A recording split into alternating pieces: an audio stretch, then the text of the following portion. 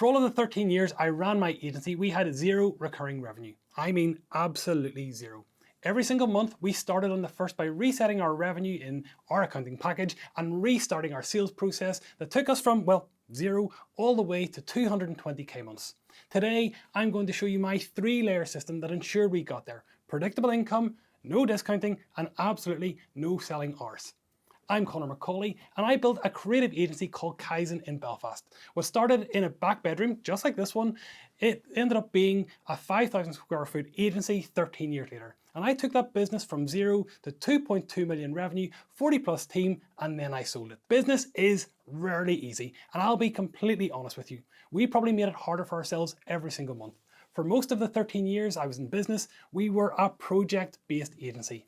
No retainers and very few recurring contracts. Every month we started at zero, and whilst you can obviously see the flaw in that, it meant that our client acquisition had to be relentless, it had to be always on, it had to be robust because there was absolutely pressure to perform at every single turn. Today, 80% of my revenue is recurring on multi-month contracts, and I tell every single agency owner that I work with that fixing the revenue model is probably the highest impact task that we can tackle. One client of mine went from 26k per month revenue to consistently over 50k months within just half a year. Same work, different structure of course, and another one of my clients, well, they cover 140% of their business costs on the first of every single month. That's a gold medal position for any agency to be in, and a gold medal position from which to scale from. And that's what a recurring revenue engine makes possible. Right, let me tell you what project-only revenue actually looks like day to day. It's the 28th of the month, you've hit your target and life feels good. Then you wake up on the 1st of the month. Revenue is zero, pipelines, whatever was sitting in your inbox, and your confidence is somewhere between cautious and terrified. You spend the first week of every single month scrambling, chasing proposals, following up on leads, and trying to close something that you know will cover payroll. By week 2, a project or two will come in, and that's grand. Now you need to deliver it, scope it, brief it, sell it to the team, and then get the project out the door. Selling rarely stops. And by week 3, you're grinding in sales. You're back because you can see there's already a gap 4 weeks from now in next month, and that's forming fast. And that cycle is brutal, and it creates problems everywhere in your agency. You can't staff properly because you don't know what's coming. Hiring is a gamble because you can't predict capacity reliably. You're discounting jobs just to close deals faster, and that kills your margin. And if you exit, or if you plan to exit and that's on the cards, your valuation will take a hammering because buyers pay a premium for predictable revenue. And here's a number I want you to sear into the back of your mind. Agencies with 70% or more recurring revenue typically sell for 6 to 8 times EBITDA. Agencies that are mostly project-based will go 3 to 4 times at most. Same profit and half the exit value. A lot of you will think that you've solved this because you have retainers, but your retainers probably aren't recurring revenue. They're monthly projects that never end. The scope changes daily, the pricing is historical, and delivery is reactive. Renewals are implied, not earned, and that's not a revenue engine, that's an ongoing negotiation, and you're always at the mercy of your client. So, how do we as agency owners build a real recurring revenue engine? One where our clients will stay long term, the margins will hold, and revenue is genuinely predictable. There are of course 3 layers, and you probably only have the first one, which is why churn and margin problems keep showing up. And the first to me is contract. That's the foundation. The second is the delivery rhythm, and that's what will create that retention for your clients. And the third, and probably the most important for me, is the commercial staircase. That is what creates growth with your existing clients. And you do need all 3 to work together because one thing missing and the whole thing will wobble. The bare minimum that you should have is a contract. It doesn't create retention on its own, but without it, you have absolutely zero guardrails. And here are 4 things that your contract needs. Well, the first is a minimum term. 3 months at an absolute minimum, 6 or 12 months will always be preferred. And if a client won't commit to 3 months, they're probably not the right fit for a retained process. They've had one eye on the exit before they've even started, and that doesn't even breed trust. The second is a notice period. 30 days minimum is what I ask for all of my clients, and this gives you and I a buffer because we will see the churn coming before it hits your bank account. And third is, well, it's really important today, and it will be even more important in the next 12 to 18 months, and that is payment in advance or automated payment through a direct debit. because we should never have to chase retainer clients and their invoices. So set up that direct debit or take payment on the 1st of the month. And if they're paying in arrears, that's definitely a project, not a retainer. By the 5th of the month, if the payment isn't in your bank, you pause all work and you redistribute resources, because then there's little risk to you. And the 4th is, well, it's clear boundaries. That's what's included in our project, what's excluded, and what will cost you extra. And this is where most of my agencies that I start working with fall apart, and I see that across the board. You sell a retainer, but you never define the edges. The client will bring you new ideas, new priorities, scope creep, and that will go for 6 or 8 months, and you'll find yourself doing twice the work for the same fee. So what I want you all to do today is to write your boundaries on a page. Literally just one page. What you deliver each month, what the client is responsible for, and what triggers additional charges. And if you can't explain your retainer in one sentence, it can't be sold, it can't be staffed, and it can't be valued properly. The delivery rhythm. Now, this is the layer nearly everyone skips, and it's a reason your clients will leave. A contract reduces uncertainty. It doesn't create retention. What creates retention is recurring moments of value. The client needs to feel every single month that you've delivered something meaningful, not just activity, true outcomes. And here's a simple monthly cadence that I've seen work time and time again. Week 1, planning and priorities. You meet with the client, 30 minutes maximum, and agree on this month's top 3 priorities. Not a list of 47 tasks, 3 priorities that will move the business towards their commercial goals. Week 2, execution and iteration. You do the work, the client sees progress midway through, not at the end. Show them something in progress. It builds trust and it kills the big reveal risk that some of our agencies will see.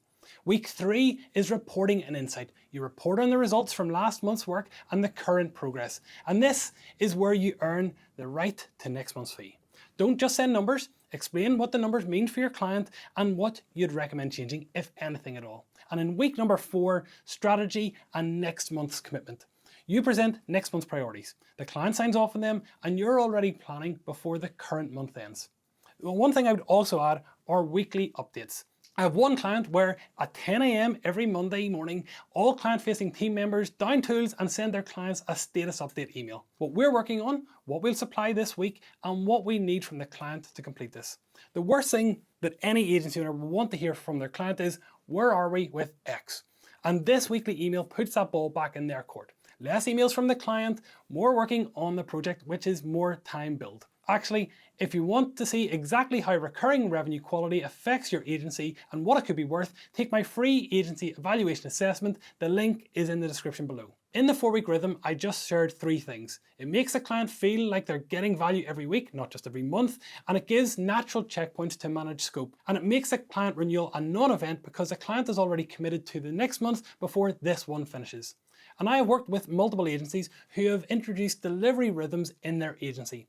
What happened was not surprising. The client retention went from 60% to 85% annually, not because the work got any better, but because the client experience got more consistent.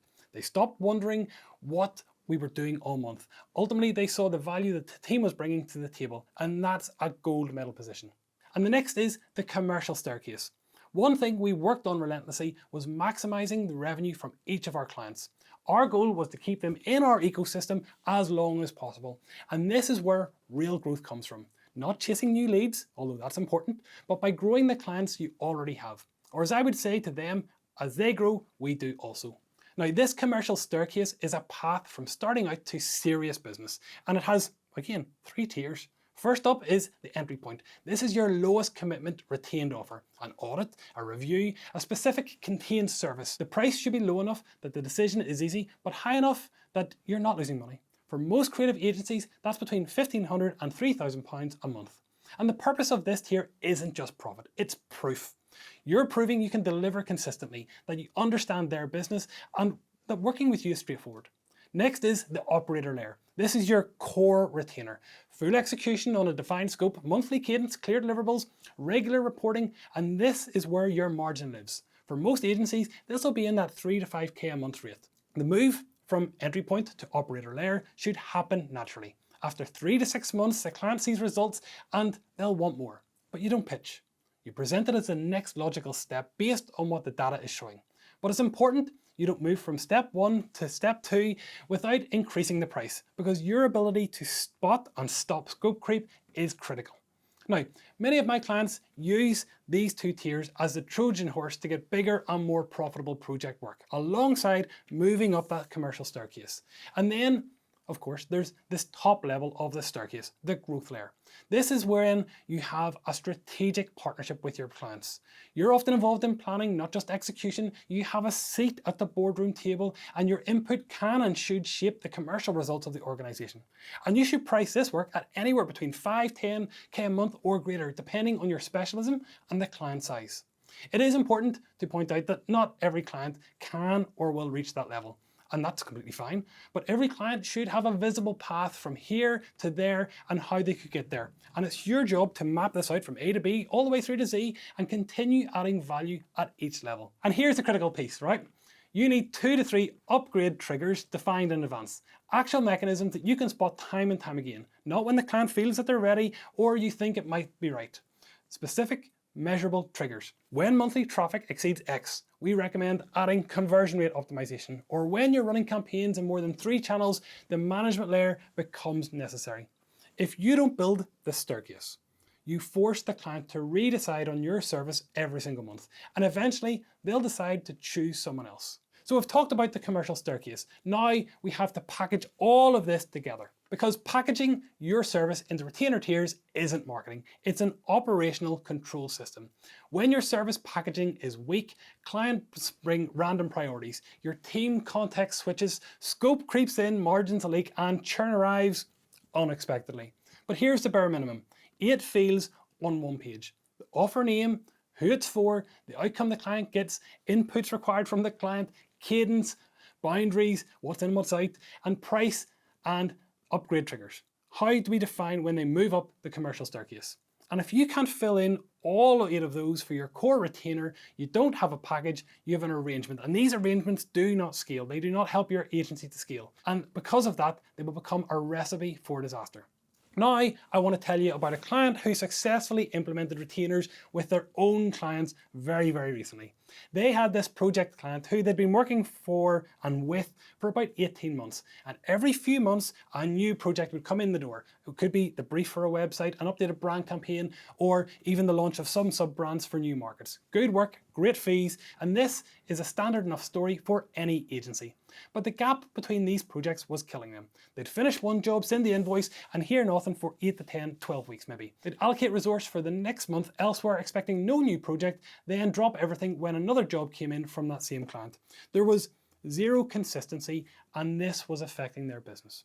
After working with that agency, my client, for a few months, I made a suggestion. What if we pitched this agency as a retainer? Not a discount, not a pay us less per month for the same work, a properly structured retainer with monthly priorities linked to their commercial ambitions of the business. That's important, by the way. A fixed scope, a fixed price, and a notice period. The client was, in my language, bricking it, and genuinely thought they'd say no at best and that they'd ruin the relationship at worst. After a few minutes, the client said yes. Turned out the gaps between projects were annoying them as well. They wanted their own version of consistency. They just didn't know how to ask for it.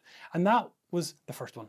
Within 6 months, this particular agency client of mine had moved 4 more clients onto this same structure. And 2 things happened in their business. Well, first and foremost, they completely disregarded that feast or famine cycle and smoothed that out.